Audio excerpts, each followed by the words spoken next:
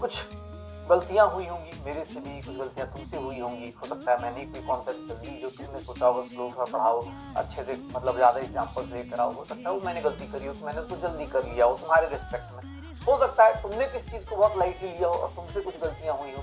तो बेटा हमें अपनी गलतियों पे वर्क करना चाहिए। देखो बेटा, मैं एज ए टीचर बहुत सेफ साइड हूँ, मैं सच बता रहा हूँ, क्योंकि मुझे एग्जाम नहीं देना, मैं सिर्फ ज्ञान दे सकता हूँ। अब तुम्हारे ऊपर ये ज्ञान लेके आप किस तरह से खुद को आगे बढ़ा पाते हो। अब पता चला सर बहुत सारा काम कर लिया, बहुत सारे नोट्स बना लिए, ये कर लिया वो कर लिया, और एग्जीक्यूशन ही नहीं हो रहा। अगर आप प्रैक्टिस ही नहीं कर पा रहे, अगर आप क्वेश्चन ही नहीं कर पा रहे, तो बेटा फायदा नहीं।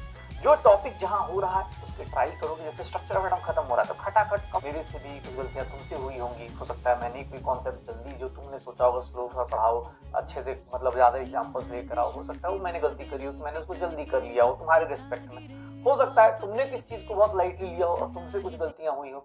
तो बेटा हमें अपनी गलतियों पे वर्क करना चाहिए। देखो बेटा, मैं एज ए टीचर बहुत सेफ साइड हूँ, मैं सच बता रहा हूँ, क्योंकि मुझे एग्जाम नहीं देना, मैं सिर्फ ज्ञान दे सकता हूँ।